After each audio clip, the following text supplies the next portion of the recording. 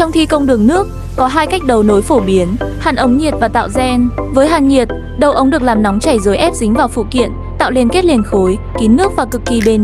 Tuy nhiên, nhược điểm là gần như không thể tháo ra. Nếu hàn sai vị trí hoặc cần sửa chữa, thợ phải cắt bỏ cả đoạn ống. Còn với cách tạo gen, đầu ống được xoắn tạo rãnh rồi lắp bằng co, T hoặc van gen. Ưu điểm lớn nhất là dễ tháo lắp và thay thế thiết bị sau này, rất thuận tiện cho việc bảo trì. Nhưng độ kín nước phụ thuộc vào băng tan, keo gen và kỹ thuật siết. Mỗi phương pháp đều có ưu và nhược điểm riêng. Hàn nhiệt phù hợp cho đường âm tường cố định, còn tạo gen lý tưởng cho các vị trí cần bảo trì, thay van và đấu nối thiết bị.